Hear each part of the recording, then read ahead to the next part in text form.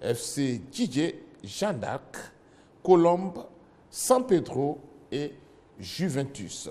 Nous aurons la deuxième journée, mais nous disons que c'est déjà important de démarrer ce championnat et encourager ces jeunes dames.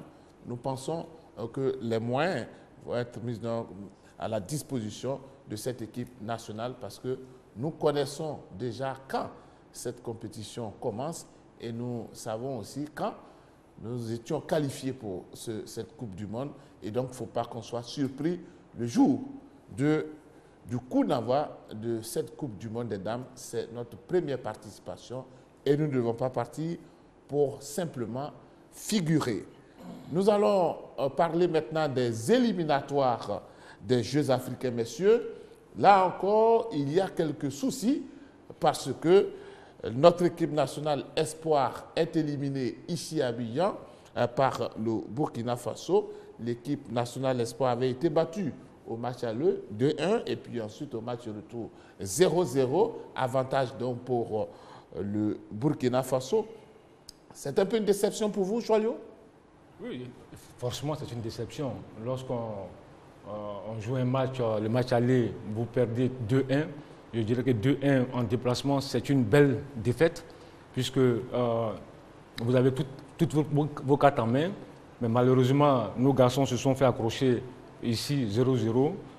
Lorsque on regarde le contenu de ce match, il a manqué aux garçons de réalisme. Ils se sont créés des occasions nettes de but qui n'ont pas su concrétiser. Mais moi, je vais au-delà même de ce score-là. Il faut reconnaître que l'équipe ivoirienne, cette sélection était mal préparée, à l'image des sélections cadettes, des sélections juniors. Et cette équipe aussi était mal préparée. Lorsqu'on est mal préparé, on ne peut pas avancer, on ne peut rien gagner. Et là, c'est véritablement le véritable problème. Et je le dis, la CAN qu'on a gagnée à Bata le 8 février dernier ne doit pas être l'arbre qui cache la forêt. Les dirigeants de la Fédération ivoirienne de football doivent redescendre de leur nuage. Il y a un gros problème. Il faut redéfinir les stratégies pour relancer le football de jeunes, puisque ces espoirs aussi, cette équipe-là est censée représenter la Côte d'Ivoire aux éliminatoires des Jeux Olympiques 2016. Et là, il y a véritablement un problème. Il faut reconstruire cette équipe. C'est un gros chantier. Donc, redescendez de votre nuage. La CAN 2015, c'est terminé. C'est vrai. Alors, on va vous écouter. Hein. D'abord, Charles, on vient chez vous. D'abord, vous avez suivi un peu cette rencontre. Pour vous, qu'est-ce qui a manqué à cette équipe nationale? Simplement le rythme. Je ne cesserai de le dire, la programmation du championnat ivoirien est un véritable problème, est un véritable casse-tête. Parce que c'est vrai qu'on pourrait tous dire que, bon, après 23 ans, on a tellement couru derrière la Coupe d'Afrique que depuis qu'on l'a obtenue, bon, on ne s'occupe plus des autres, mais ce n'est pas ça. Parce que dès l'instant où on a fini la Coupe d'Afrique, après 3-4 journées, rupture du championnat, mercato, ces jeunes gens-là, sont les vacances dans les différents clubs, après il faut les ramener pour se préparer. Je pense que Koné Tchébé n'a pas eu suffisamment de temps, lui-même, pour pouvoir... J'ai l'impression que Koné Tchébé lui-même, on l'a surpris pour coacher cette équipe-là. Parce que quand on prend la liste de ceux qui sont partis au Burkina, je crois qu'il y a la majorité des joueurs de la FAD. Après, il refait pratiquement une équipe à 40% qui joue ici, mais c'est une équipe qui a essayé de se donner cette triple pour battre cette équipe du Burkina Faso. On va poser la question immédiatement à Koné Tchébé. Koné Tchébé, bonsoir. Bonsoir, Sébastien. Est-ce que vous avez été surpris de ces éliminatoires? Est-ce que vous n'étiez pas au courant qu'on avait des éliminatoires et qu'on devait jouer contre le Burkina? Oui, j'étais au courant. Oui. Est-ce que vous avez eu le temps suffisant pour vous préparer? Oui, j'étais au courant, mais initialement, je n'étais pas l'entraîneur, mais je crois qu'il y a eu le temps de préparer l'équipe dans la mesure où j'ai eu déjà ce groupe-là à la francophonie. Et donc, c'était le groupe des pays Eric, Canon Buclide, Assavé, Roger. Donc, c'est que je connaissais, donc il n'y avait pas à dire que je ne connaissais pas du tout et que je n'ai pas eu le temps. C'est vrai que ce n'était pas le temps de passer devant long, mais je connaissais le groupe. Alors, vous êtes l'entraîneur donc de cette équipe nationale.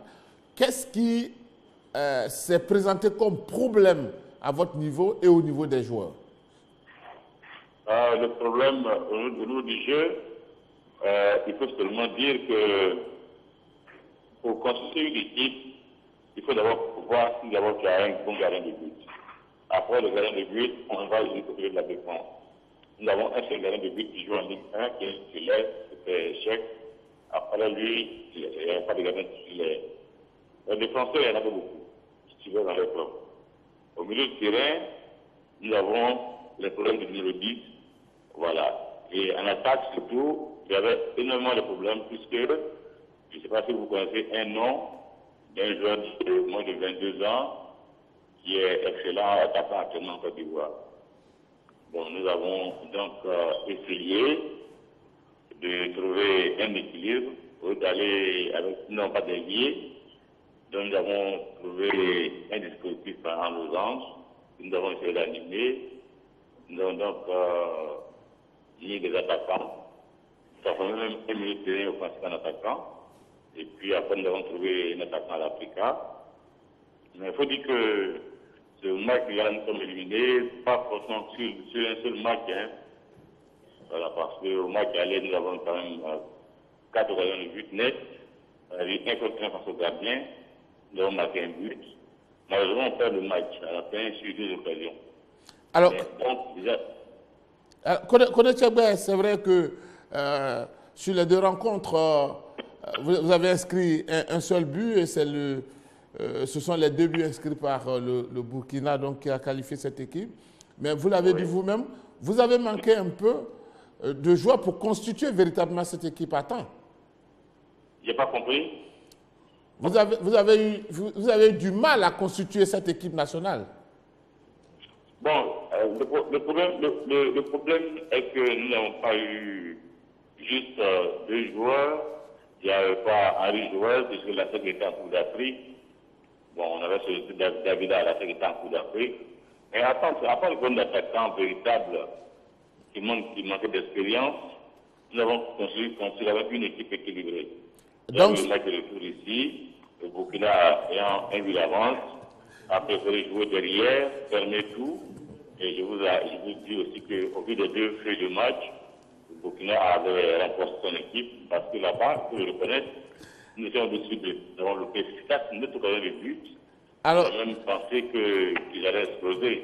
En venant ici défendre les buts, je crois qu'il y a eu 5 nouveaux joueurs titulaires. Et nous avons 2 objectifs. Avoir des joueurs pas forcément de 23 ans, mais de moins de 22 ans, qui seraient susceptibles de jouer les notables des JO. Donc, nous ne pouvons pas prendre forcément de 23 ans qui seraient limite et qui ne serviraient plus à rien au niveau des JO. Une question. Choualio va vous poser la dernière question. Allez-y, Choualio. Bonsoir, Koné. Oui. Bonsoir, Choualio. Oui, après cet échec, oui. Avez-vous encore le moral pour continuer avec cette sélection, puisque déjà dans quelques mois, ce sera les éliminatoires des Jeux Olympiques 2016. Est-ce que déjà vous avez un programme de préparation, vous avez déjà songé à des joueurs que vous allez superviser pour reconstruire, rebâtir une nouvelle équipe? Bien. D'abord, avant de répondre à la question, je voudrais te dire que je ne suis pas l'entraîneur titulaire de l'équipe, mais nous travaillons à l'équipe en staff. Et donc, un programme est déjà préétabli. Et je crois que l'entraîneur titulaire, quand il devra donc entamer sa préparation, il y aura le rapport que je lui remettrai, le rapport détaillé. Et puis, à cet ensemble, c'est toute la DPN et tous les personnels qui vont donc sillonner pour trouver les horaires. Vous avez bien vu que pour plein de l'attaque, ça manque beaucoup d'expérience. Ça manque beaucoup d'expérience, mais nous pensons qu'avant les JO, on se mettra au travail pour soutenir le sélectionneur afin qu'il puisse se qualifier. Ce n'est pas moi le sélectionneur des Jeux olympiques, mais le rapport que je ferai quand même pourra servir à établir quelque chose de bon. Voilà, merci beaucoup à vous pour votre participation. Monsieur Koné Tchègbè, donc l'équipe espoir de la Côte d'Ivoire va donc participer à ces Jeux africains. On va parler de handball, parce qu'au niveau de handball, la Côte d'Ivoire est également éliminée au niveau des dames. Soulignons que ces Jeux africains auront lieu du 3 au 19 septembre 2015 à Brazzaville. messieurs, le handball, éliminé, handball féminin. Koulibaly Seydou, est-ce que ce n'est pas une surprise? Oui, on peut parler de surprise parce que le handball féminin nous a habitués à beaucoup de lauriers. C'est une des disciplines qui a remporté beaucoup de trophées pour la Côte d'Ivoire au niveau des dames. Mais on ne peut pas être surpris quand on a vu les difficultés que la fédération a connues ces 2 dernières saisons, surtout les problèmes qu'il y a eu au niveau de la gestion de cette fédération. Fédération et ministère. Donc, je pense que cela a dû un peu impacter sur la préparation et même le niveau de jeu de cette sélection. Parce qu'il faut reconnaître que c'est peut-être cette année qu'on aura un véritable championnat de handball. Parce que l'an dernier, ça a été une saison de transition en tant que telle. Alors, avec vous, Tchétché Aimé, ça fait un petit moment que vous n'avez pas parlé. Eh ben, vous savez que l'équipe nationale, les 2 équipes, l'équipe masculine et l'équipe féminine, ces équipes sont arrivées pratiquement à la veille de ces éliminatoires. Vous pensez que ça joue un peu sur ces résultats? Oui, Sébastien, les garçons sont qualifiés, il faut le souligner, après avoir bataillé dur face au Nigeria. Et puis les femmes sont arrivées face à la même équipe, à une équipe du Nigeria aussi, chez les dames. Et donc, mais les Nigérianes ont eu déjà, elles, la chance de jouer contre le Ghana, qu'elles ont battu. Et nous, contre le Ghana, les Ghanéens ont signé forfait. Ce qui a fait qu'on pourrait dire qu'elles n'étaient pas en jambes en rencontrant les Nigérianes. Parce que cette équipe nigériane, les éléphantes les connaissent. Elles les ont rencontrées en 2009, en éliminatoire de Challenge Trophy qui s'est fait en 2010 au Rwanda. Ces jeunes filles ont battu l'équipe du Nigeria. Donc elles les connaissent. Ensuite, elles sont parties en 2010 au Ghana. Ensuite, elles sont parties remporter un autre trophée en 2012. Bref, c'est une équipe combative, mais qui a eu un coup d'arrêt depuis 2012. Ces jeunes filles ne sont plus jamais sorties participer à un quelconque tournoi au niveau africain. Mais les joueuses qui constituent cette équipe viennent de l'Africa, viennent de... Oui, mais le problème avec les joueurs de l'Africa, c'est que... S'il te plaît, Sébastien, les joueurs de l'Africa dont vous parlez sont des étrangers, en majorité. Donc, on ne peut pas prendre des étrangers pour venir faire notre équipe nationale. Ah, d'accord. Là, c'est un autre problème que vous soulignez. Voilà. Nous avons en ligne Paul Blesson, qui est le manager. Je viens à vous. Paul Blesson, bonsoir. Oui, bonsoir, Sébastien. Alors, Paul Blesson, vous êtes le manager de la Fédération ivoirienne de handball. Est-ce que la sortie de cette équipe féminine vous a surpris, vous, en tant que manager? Bon, je peux dire, à la suite de l'intervention, la brillante intervention de CT, que moi j'étais au niveau de la fédération. Vous savez que nous avons fait une option depuis que nous sommes en train de construire et de conduire le projet fédéral, qui nous a conduit certainement vers 2020 avec un objectif pointu comme celui de la qualification aux Jeux Olympiques. La fédération se devait donc de faire un choix. Et quand il s'agit donc de l'équipe féminine qui est le fer de lance du handball que nous avons, vous savez, alors, nous avons du mal à vous entendre. On va vous retrouver tout à l'heure, M. Paul Blesson. Allez-y. Moi, je pense que je ne suis pas surpris de l'élimination de nos filles pour ces Jeux africains. Les garçons se sont qualifiés. Aujourd'hui, lorsque vous regardez le handball masculin, il y a 2 grosses équipes, 2 locomotives, la SOA et le Resta. L'année dernière, j'ai assisté à un match entre la SOA et le Resta. C'était le niveau africain. Au niveau des dames, il n'y a véritablement plus rien. L'Africa n'est plus l'Africa. Le Rombo n'existe plus. L'athlétique, le RAC de Charles Legré a quasiment disparu. Donc, il y a un véritable problème. Il n'y a plus de locomotive au niveau du handball féminin. Il a donc manqué la relève. Oui, mais effectivement, ça c'est un véritable problème. Paul Blesson peut maintenant nous l'expliquer, puisque lui qui est... N'oublions pas quand même les différents problèmes que cette discipline a connus quand même. Je pense que c'est fort de tout ça que la direction s'est assise, la fédération s'est assise elle a décidé aujourd'hui de sortir une nouvelle formule. Voilà, pour donner beaucoup plus d'attrait, beaucoup plus de compétitivité à ces jeunes filles-là, surtout à tous les handballeurs, je dirais, que ce soit les hommes ou les filles. Donc pour ma part, c'est une élimination salutaire. Voilà, ça va permettre à cette équipe-là de se remettre dans un niveau de dynamisme et puis donnant le temps de voir si effectivement cette formule de N1A et N1-2 et N1B peut vraiment donner le résultat escompté. Oui, ce que je voulais juste dire, c'est qu'il faut retenir que ces jeunes filles jouent ensemble quand même depuis 2009. Ce sont ces filles-là qui sont dans cette équipe nationale. C'est vrai qu'elles étaient un peu éparpillées dans les clubs et consorts, mais la relève, c'est elles la relève de notre handball. Malheureusement, depuis 2012, comme je le dis, elles n'ont plus jamais participé à un tournoi. Donc, du coup, elles ne sont plus compétitives au niveau international. Elles peuvent donner des résultats dans leur club, mais si au niveau international, il n'y a pas de confrontation entre ces différentes équipes, il est clair que... J'ai quand même une inquiétude parce que vous avez dit tout à l'heure qu'au niveau d'une équipe comme l'Africa, les clubs qui tirent le handball, si l'ossature n'est pas constituée de joueurs de la Côte d'Ivoire, oui, mais ça, il n'y a pas de problème. C'est un fait. Regardez, par exemple, Sébastien, s'il vous plaît. Regardez, regardez par exemple, chez les hommes. L'équipe nationale de handball est aujourd'hui constituée des joueurs du Red Star et de la SOA. Vous croyez que dans ces équipes-là, il y a des étrangers? Non. Mais c'est parce que c'est les équipes en forme qui ont participé à la Super Division l'année dernière qui leur a donné un niveau beaucoup plus élevé. Ce n'est pas le cas chez les dames. Et je répète que depuis 2012, nos handballeuses ne sont plus jamais sorties de la Côte d'Ivoire. C'est dû à quoi? Mais c'est justement ce que nous disons. Allez-y, s'il vous plaît. Tout à l'heure, je parlais des problèmes qu'il y a eu fédération, ministère. Il y a eu 2 saisons, pratiquement les 2 dernières saisons étaient des saisons tronquées. Et à ce niveau, la fédération a dû remettre à plat beaucoup de choses. Et le programme fédéral aujourd'hui est en train de travailler sur une relève avec des objectifs.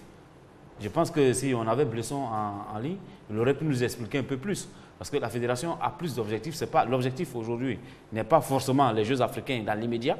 S'ils ont les Jeux africains, c'est tant mieux, c'est un bonus. Mais je pense que c'est au-delà des Jeux africains que la fédération aujourd'hui, dans son programme fédéral, est en train de travailler. Sébastien, Dago, on vient vous choisir. Dago, allez-y. la chose, c'est qu'on parle de l'équipe nationale.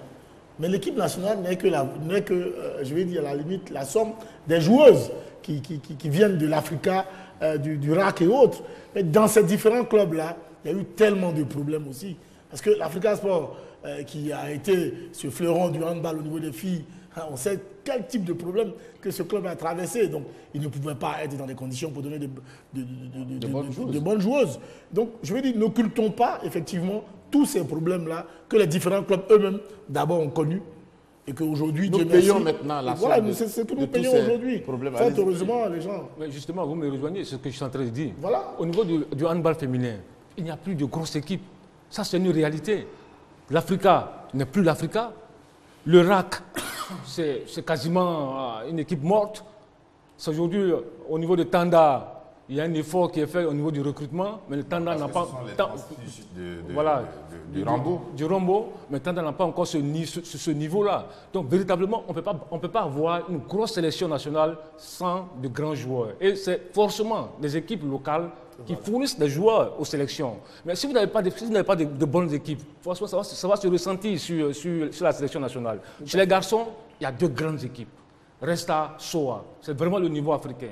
Et moi, je ne suis pas surpris que nos garçons se sont qualifiés pour ces Jeux africains-là. Mais au niveau des dames, si on n'y fait pas quelque chose, il faut que nos clubs redeviennent vraiment... Il faut reconstruire. Il faut reconstruire. Et puis la chose qu'il faut qu'on réponde dans toutes les disciplines, dans toutes les fédérations, je dis bien dans toutes les fédérations, hein, que ce soit au foot, au basket ou autre, généralement, il y a toujours 2, 3 ou 4 équipes qui tirent tout le gros du lot.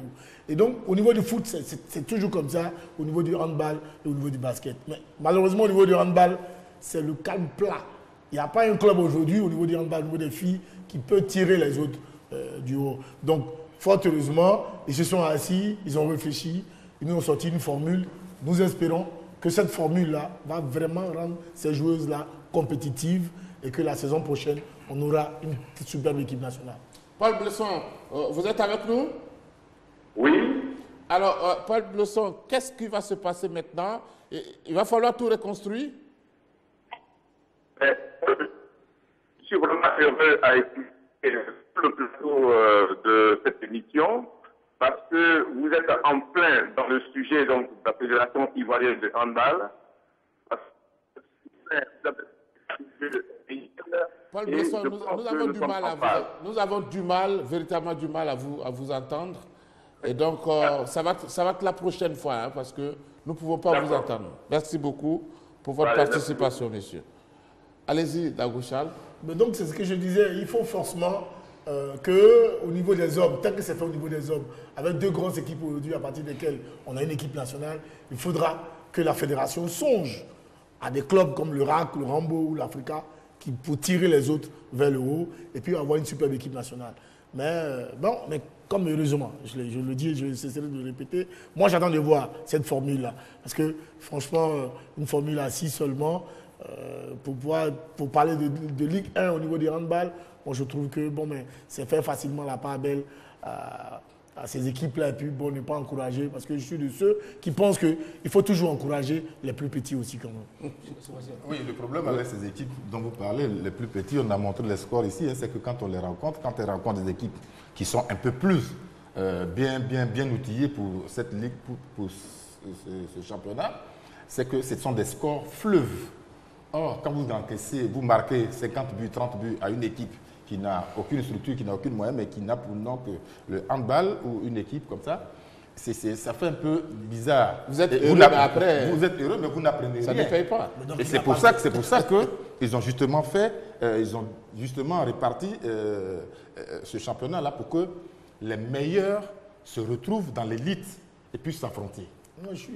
Voilà pourquoi je dis j'attends de voir. Et puis, par le passé, il y a peut-être 4 ou 5 ans de cela, on retrouvait l'Africa, le Rombo en compétition africaine, tant en C1 qu'en C2. Mais aujourd'hui, ces dernières années, l'Africa qui se déplace pour participer à la Coupe d'Afrique des vainqueurs de coupe ou à la Coupe d'Afrique des clubs champions. Oui, à la Coupe d'Afrique des vainqueurs de coupe ou à la Coupe d'Afrique des clubs champions, c'est avec ses propres moyens.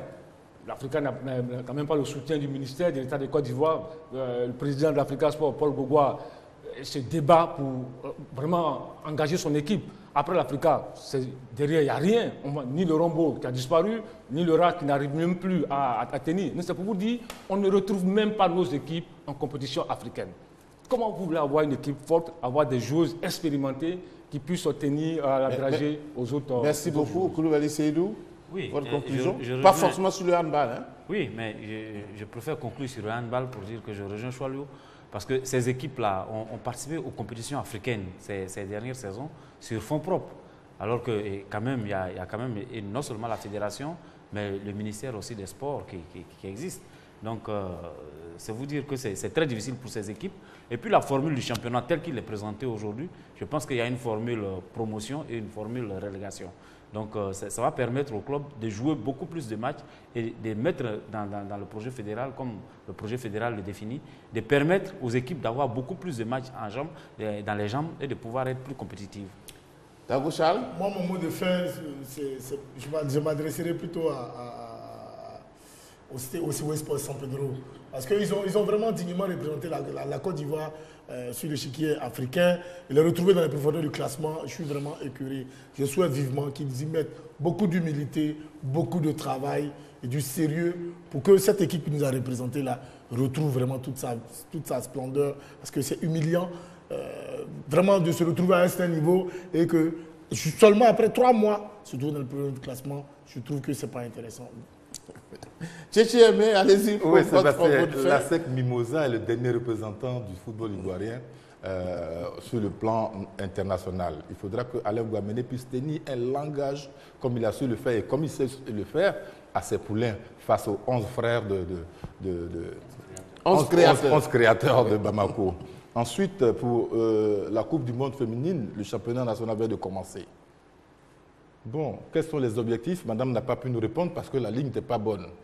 Mais j'ai bien peur qu'on en arrive à une compétition où on va se faire laminer par des scores vraiment larges. Et ça, ce n'est pas bon parce que nous sommes aujourd'hui, le football féminin ivoirien est aujourd'hui dans le top 5 africain. Il ne faut pas aller se faire ridiculiser, il faut faire très attention. Ensuite, pour ce qui concerne le handball, je souhaite que la fédération et parce que la Fédération ivoirienne a de très bons techniciens. Il faut que ces techniciens-là, ensemble, trouvent la solution pour sauver notre handball. Voilà, merci en tout cas à vous, messieurs, et puis merci à tous ceux que nous avons essayé de joindre. Toutes nos excuses en ce qui concerne la ligne téléphonique. Nous avons été très heureux en votre compagnie. Nous avons abordé la Ligue 1, le championnat foot féminin. Nous avons parlé des éliminatoires des Jeux africains. Et puis, merci et bonne suite de programme sur RTI2.